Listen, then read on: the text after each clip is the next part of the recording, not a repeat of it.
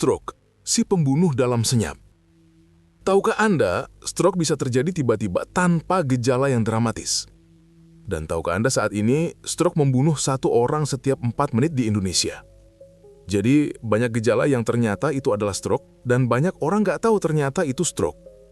Misalkan pada kasus Andi, usia 35 tahun, yang mengeluh sakit kepala setelah kerja lembur. Ia mengira hanya migrain biasa nih, sakit kepala sebelah. Lalu tiba-tiba terbangun setelah bangun tidur, tubuhnya lumpuh separuh. Dan ini terjadi stroke pada usia 35 tahun, jadi bukan sesuatu yang aneh saat ini.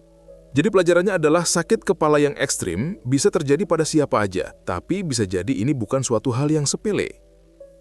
Seperti juga kasus di Ibu Siti, usia 50 tahun, yang senyumnya tiba-tiba turun sebelah.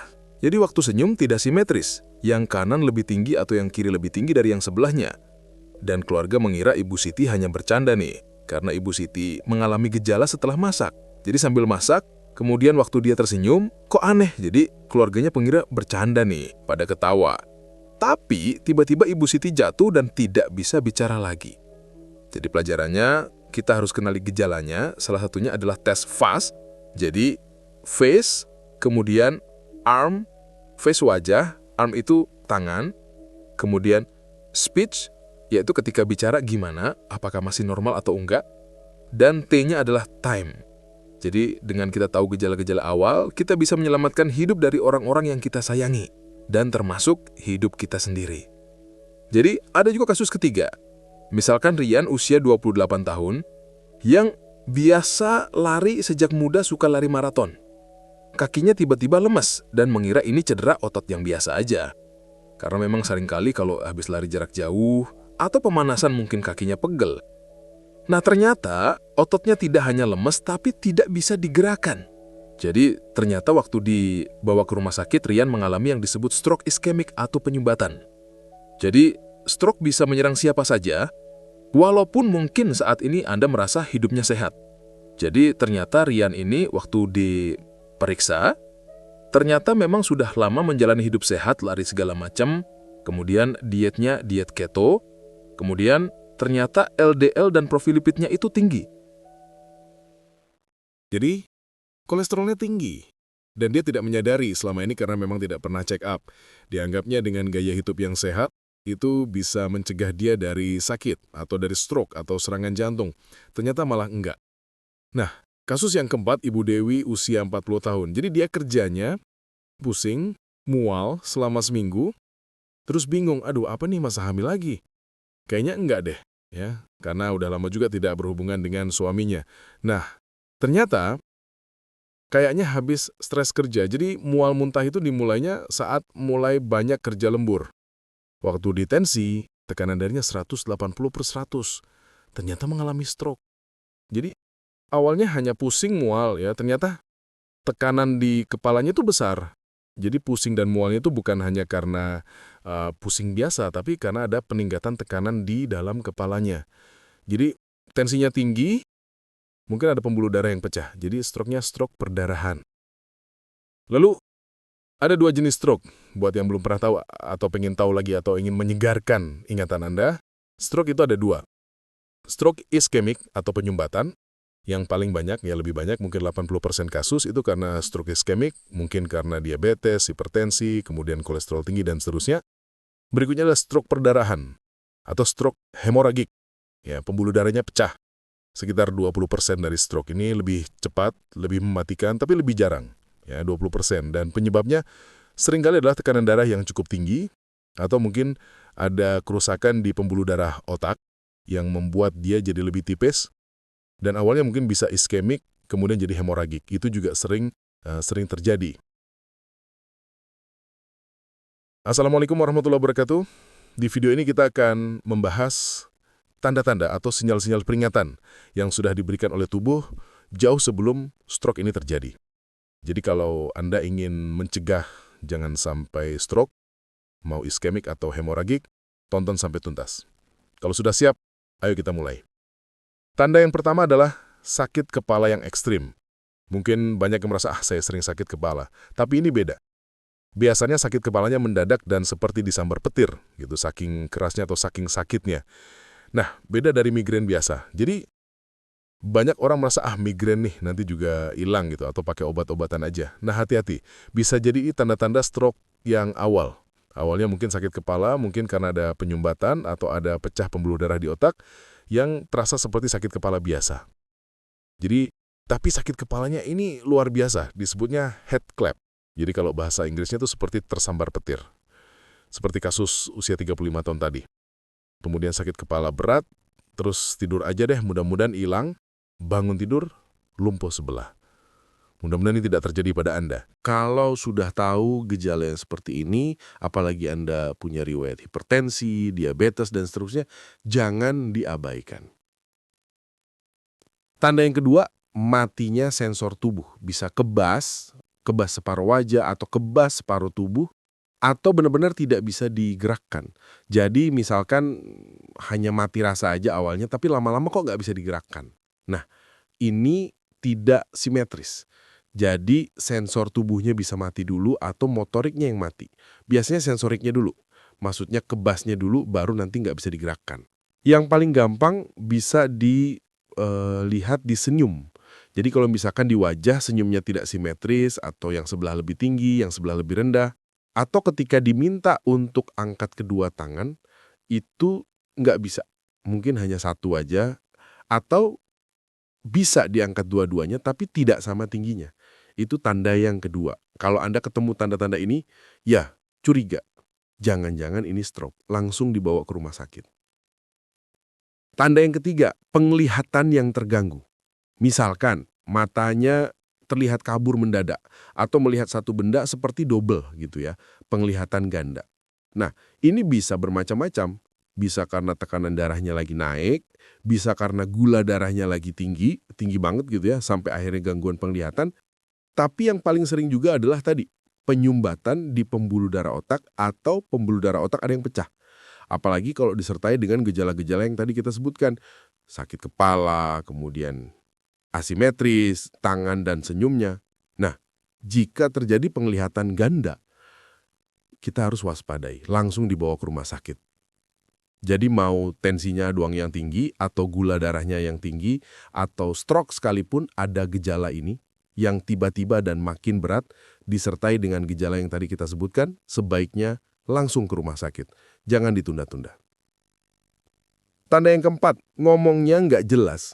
Misalkan ngomongnya, kata-katanya menjadi kacau, atau kita nggak paham nih apa yang diomongin, atau kalau kita yang menjadi pasiennya atau menjadi korbannya, kita sering tidak memahami pembicaraan orang di sekitar kita, padahal orang di sekitar kita juga nggak paham apa kata-kata kita.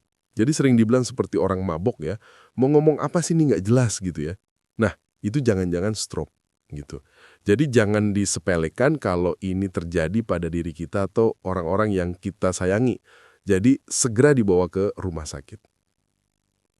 Tanda yang kelima, kehilangan keseimbangan. Jadi mungkin tidak lumpuh, tidak apa, tadi sempat pusing terus gelap, begitu bangun lagi berdirinya agak sulit. Mungkin waktu jalan terus jatuh, terus nggak ada halangan tersandung, terus jalannya miring-miring sempoyongan seperti orang mabuk, ini kita patut curigai juga, jangan-jangan ini stroke. Ya. Tanda yang keenam adalah capek yang ekstrim. Banyak pasien yang tadi belum lumpuh ya, awalnya cuma capek banget ya. Terus melebihi lelah yang biasa, udah istirahat, terus tubuhnya terasa berat. Tidak pusing, tidak apa gitu. Nah, coba cek tekanan darahnya, coba cek gula darahnya, siapa tahu tinggi. Kalau tinggi dan ini capeknya nggak hilang-hilang, segera ke rumah sakit daripada nanti terlambat, tahu-tahu sudah lebih berat. Tanda yang ketujuh, mual dan muntah yang mendadak dan terus-menerus. Biasanya bukan karena apa yang dimakan, misalnya kita makan makanan basi gitu atau makanan yang beracun gitu ya, terus mual muntah. Nah itu wajar ya, misalnya ada infeksinya atau ada bakterinya. Tapi ini bukan apa yang kita makan, nggak makan mual muntah, minum dikit mual muntah. Seperti orang yang hamil. Tapi kalau Anda merasa kayaknya jauh nih dari kehamilan, Anda laki-laki atau Anda memang sudah tidak usianya lagi untuk mungkin hamil, mungkin ada tekanan dalam otak yang meningkat. Nah, apalagi kalau Anda punya tadi faktor risiko, misalkan hipertensi, diabetes, Anda mual, muntah segala macam yang nggak hilang-hilang. Nah, atau disertai dengan vertigo, pusing, berputar. Siapa tahu ini adalah serangan stroke. Nah, tanda yang terakhir ke-8 adalah masalah di jantung. Jadi seringkali sebelum stroke-nya terjadi juga serangan di jantungnya. Misalkan dari nyeri dada yang menjelar ke leher, menjelar ke jantung, atau denyutnya tidak teratur seperti ada denyut yang hilang. Masalahnya pada orang diabetes seringkali ini tidak terasa. Jadi misalkan nyeri dadanya tidak terasa, atau denyutnya tidak teratur itu nggak berasa. Rasanya seperti begah aja. Terus dadanya penuh atau sesek. Seperti itu, sebaiknya kalau ada diabetes dan ada riwayat diabetes lama, gula darah tidak terkendali, ya terus mungkin kolesterolnya tinggi, hipertensi, dan lain-lain, segera ke IGD, minimal cek EKG aja. Jadi kalau EKG-nya normal, EKG-nya bagus, kemungkinan bukan serangan jantung, mungkin hanya GERD biasa. Tapi kalau ada serangan jantung, hati-hati, setelah serangan jantung bisa juga jadi stroke. Jadi tanda-tandanya sebenarnya sebelum serangan stroke-nya itu sudah mulai bermunculan. Tapi kadang-kadang kita abai dan tidak memperhatikan, akhirnya terjadi stroke yang penuh. Nah, apalagi kalau Anda punya faktor risiko, misalkan hipertensi yang tidak terkendali, misalkan udah pakai obat, terus bosan pakai obat, terus tensinya nggak pernah diukur, ya biasa tinggi. Oh saya kalau tensi tinggi nggak ada rasanya pusing, nggak ini nggak ya. Tapi tiba-tiba tadi gejala-gejala yang tadi mulai bermunculan, akhirnya stroke juga. Atau diabetes, gula darah tinggi bertahun-tahun, tidak dikendalikan dengan obat, merasa tidak ada gejala, tidak ada apa-apa, terus tiba-tiba stroke, itu tidak perlu heran karena memang biasanya tidak terlihat di awal-awal, tapi menumpuk, akhirnya terjadilah serangan jantung atau stroke. Banyak dokter berdebat terkait kolesterol tinggi. Kolesterol tinggi nggak apa-apa gitu, selama tidak ada peradangan ya. Tapi kita sebenarnya nggak tahu nih, sebenarnya kita lagi ada peradangan atau enggak. Apalagi kalau Anda sudah tahu, misalnya Anda sudah hipertensi, sudah diabetes, berarti sudah jelas pasti ada peradangan. Begitu Anda kolesterolnya tinggi. Nah, makanya kalau orang hipertensi, diabetes itu kita biasanya lebih ketat mengatur LDL trigliserid itu. Tidak seperti orang yang tidak pernah hipertensi, diabetes itu masih bisa range-nya lebih tinggi daripada orang yang sudah hipertensi atau diabetes, LDL-nya dipaksa harus lebih rendah. Apalagi kalau Anda sudah pernah serangan jantung atau stroke sebelumnya. Nah, itu kolesterolnya harus lebih ketat lagi. Dan Anda juga merokok. Merokok apakah menyebabkan serangan jantung atau stroke? Tidak ya. Tapi merokok melukai pembuluh darah. Pembuluh darah yang luka bisa menjadi peradangan. Ya. Beradang itu akhirnya LDL tadi kolesterol numpuk. Sama hipertensi, diabetes juga sama. Tidak membunuh. Tapi dia merusak pembuluh darah dengan peradangan. Pembuluh darah yang rusak karena peradangan, karena hipertensi, karena diabetes, karena rokok, akhirnya terjadi plak-plak. Itu yang menyebabkan serangan jantung dan stroke. Yang terakhir adalah gaya hidup. Kurang tidur, stres. Apakah kurang tidur menyebabkan serangan jantung? Jawabannya enggak ya. Menyebabkan stroke? Enggak.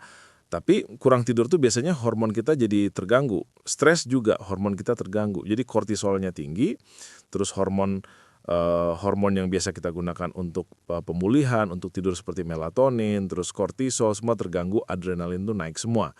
Itu menyebabkan banyak kerusakan di pembuluh darah juga, kerusakan di otot-otot jantung. Terus pembuluh darahnya harusnya elastis ya, jadi tidak elastis. Itu di situ jadi gampang terjadi plak, gampang terjadi penyumbatan, gampang terjadi pecah pembuluh darah.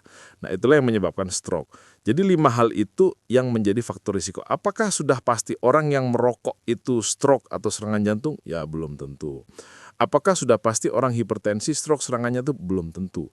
Tapi begitu Anda memiliki atau memelihara hipertensi, diabetes, merokok, kolesterol, dan gaya hidup yang buruk, Anda memelihara faktor risiko. Jadi semakin banyak faktor risikonya, semakin besar kemungkinan Anda mengalami stroke atau serangan jantung. Jadi kalau Anda menemukan tanda-tanda yang kita sebutkan tadi, ada 8 tadi, segera ke rumah sakit. Ya, kalau serangan jantung itu biasanya golden periodnya sekitar 2 jam. Kalau stroke, golden periodnya itu sekitar 4,5 jam. Jadi kalau Anda bisa menemukan stroke di bawah 4,5 jam langsung dibawa ke rumah sakit mendapat pertolongan yang sesuai, kemungkinan untuk survive atau kemungkinan untuk bertahan hidup, nggak mati pasiennya, dan kemungkinan untuk menghindari kecacatan, harusnya lumpuh sebelah gitu ya, tapi bisa recovery, bisa baik gitu kalau Anda bisa tolong secepat mungkin. Jadi golden periodnya itu sekitar 4,5 jam, tergantung tadi stroke-nya hemorrhagic atau stroke-nya ischemic gitu. Nanti pemeriksaannya dilakukan di rumah sakit, kira-kira bisa ketolong nggak nih. Tapi rata-rata di bawah 4,5 jam kemungkinan untuk hidup dan terhindar dari kecacatan cukup besar. Jadi sebelum Anda mengalami yang tadi disebutkan serangan jantung atau stroke sampai dibawa ke rumah sakit, sebelum tanda-tanda itu muncul, Anda cegah sedini mungkin. Misalkan tekanan darahnya dicek, kalau tinggi ya ke dokter. Terus atasi resistensi insulinnya. Karena penyebab tekanan darah tinggi umumnya adalah resistensi insulin. Seperti hipertensi, terus diabetes, terus kolesterol tinggi, asam urat tinggi. Semua faktor-faktor metabolit biasanya awalnya dari resistensi insulin. Jadi gimana caranya? Olahraga, jaga makan, diet rendah garam, gula ya, supaya nggak hipertensi, supaya nggak diabetes. Terus hindari merokok. Kalau sudah terlanjur merokok, kurangi ya. Kalau bisa stop. Nah, kalau tubuh Anda sudah memberikan tanda-tanda seperti yang tadi disebutkan, jangan tunggu sampai stroke terjadi. Kalaupun terjadi, harus cepat dibawa ke rumah sakit. Kalau ada tanda-tanda tadi, dicegah, jangan sampai terjadi stroke. Kalau stroke, Anda harus tahu tanda-tandanya. Yang paling gampang adalah dari wajah, tidak simetris, kemudian tangan, ketika minta diangkat nggak bisa angkat dua-duanya atau angkat salah satu lebih tinggi. Kemudian yang berikutnya adalah bicara. Bicaranya mungkin terganggu atau nggak jelas, atau kayak orang kumur-kumur, atau kayak orang mabuk gitu ya. Atau diminta untuk jalan, nggak bisa, dan seterusnya. Jadi kalau ada 3 tanda itu ya, wajah, tangan, bicara, itu terganggu, segera bawa ke rumah sakit ke IGD. Atau kalau Anda misalkan Anda rasa tidak nyaman, pusing yang seperti tadi, seperti disambar geledek gitu ya, dan Anda punya faktor risiko misalkan diabetes, hipertensi, dan lain-lain, segera ke rumah sakit daripada Anda kaget kok tiba-tiba sudah lumpuh sebelah dan seterusnya. Ingat tadi, 1 orang setiap 4 menit saat ini di Indonesia meninggal karena stroke. Jadi dengan Anda bisa mendeteksi dini, Anda bisa menyelamatkan paling nggak 1 nyawa, yaitu nyawa Anda sendiri dan orang-orang yang Anda sayangi. Dan kalau Anda peduli terhadap nyawa orang lain, ingin membantu orang lain untuk menyelamatkan lebih banyak lagi, bagikan video ini ke orang-orang yang membutuhkan supaya tahu stroke itu apa, gimana cara mencegahnya, apa aja tanda-tanda sebelum terjadi stroke, jauh sebelumnya gimana cara mencegahnya, dan apa yang harus dilakukan sekarang supaya tidak terjadi stroke di kemudian hari. Terima kasih telah menonton hingga selesai. Jangan lupa tulis pendapat Anda di kolom komentar. Saya Mantri Lewi dan saya sangat senang bisa belajar dan berbagi dengan Anda. Salam hidup sehat dan mulia. Jangan lupa tekan tombol like, subscribe, lonceng notifikasi, dan ikuti media sosial kami sehingga Anda tidak akan melewatkan ilmu berguna lainnya dari kami. Sampai jumpa di video berikutnya.